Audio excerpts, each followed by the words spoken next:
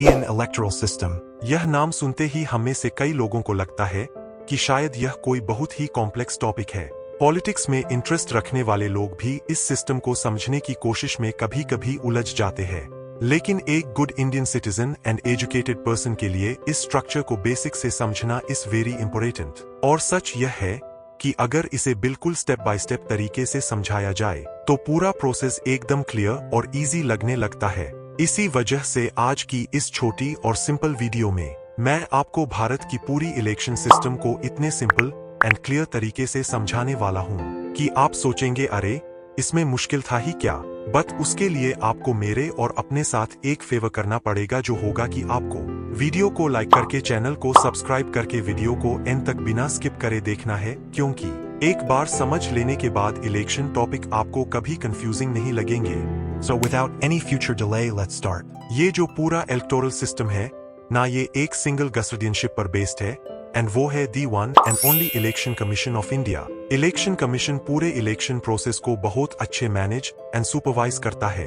ये एक independent body है और यह इंश्योर करती है कि हर इलेक्शन फेयर, ट्रांसपेरेंट और पॉलिटिकल प्रेशर से फ्री रहे। इंडिया में ज्यादातर इलेक्शंस एक सिंपल रूल फॉलो करते हैं, first past the post system. इसमें जिस कैंडिडेट को अपने एरिया में सबसे ज्यादा वोट मिल जाते हैं वही सीट विन कर लेता है, चाहे मार्जिन कितना भी स्मॉल हो। इसी वजह से 2019 के कई रिजल्ट्स सिर्फ कुछ हजार वोट से डिसाइड हुए थे। अब आते हैं इस पूरे स्ट्रक्चर के 3 मेन पिलर्स पर, लोकसभा, राज्यसभा और विधानसभा। लोकसभा, जिसे पियोल हाउस कहा जाता है, यहाँ पर डायरेक्ट सिटीजन वोटिंग से मेंबर्स इलेक्ट होते हैं एंड इसकी कॉन्स्टिट्यूएंसीज हर स्टेट में पॉपुलेशन के बिहाफ होती है। उन कॉन्स्टिट्यूएंसीज और सीट्स को जीतने के लिए डिफरेंट पॉलिटिकल पार्टीज के इलेक्शंस होते हैं एंड जिस पार्टी को 273 प्लस सीट्स यानी कि मेजॉरिटी ऑफ द सीट्स होती है वही पार्टी अपनी गवर्नमेंट फॉर्म करती है। As in this system, majority is everything. एक और जरूरी बात, जो भी पार्टी मेजॉरिटी गेन कर लेती है तो वो अपने लीडर को वोटिंग के थ्रू अपॉइंट करते हैं एज अ प्राइम मिनिस्टर। अब बारी है राज्यसभा इलेक्शंस को समझने की। यहाँ पब्लिक डायरेक्ट वोट नहीं देती, यहाँ पर हर स्टेट के एमएलएस राज्यसभा के मेंबर्स को इलेक्ट करते हैं। राज्यसभा के हर मेंबर का टेन्योर वैसे तो 6 इयर्स का हो, बट हर 2 साल में 1/3 लोगों का टेन्योर पूरा होता है। एंड थे उन सीट्स के लिए इलेक्शंस होते हैं। अब आते हैं अपने third pillar of the day पर, जो है विधानसभा यानी स्टेट असेंबली इलेक्शंस। यहाँ पब्लिक डायरेक्टली अपने एमएलएस को वोट देती है एंड उन्हें इलेक्ट करती है। विधानसभा में इलेक्टेड एमएलएस का टाइम पीरियड भी 5 इयर्स का ही होता है, पर इस इलेक्शन में पूरी कंट्री में एक साथ इलेक्शंस नहीं होते बल्कि हर स्टेट में अलग अलग टाइम पर होते हैं।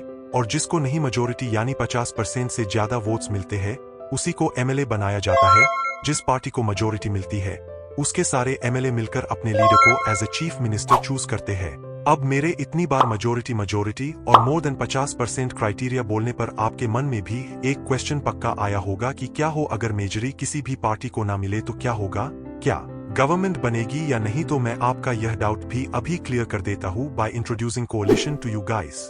कोalition पार्टी सिस्टम उस सिनारियो को कहते हैं जब किसी भी पार्टी को मेजॉरिटी नहीं मिलती यानी अपने दम पर गवर्नमेंट बनाने लायक नंबर्स नहीं मिलते, तब वो कोalition का सहारा लेती है।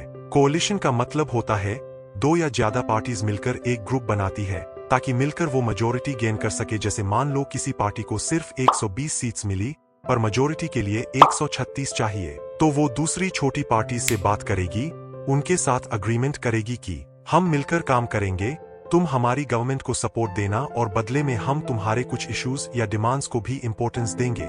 That's all you need to master your electoral and political knowledge. See you guys in the next one. Bye.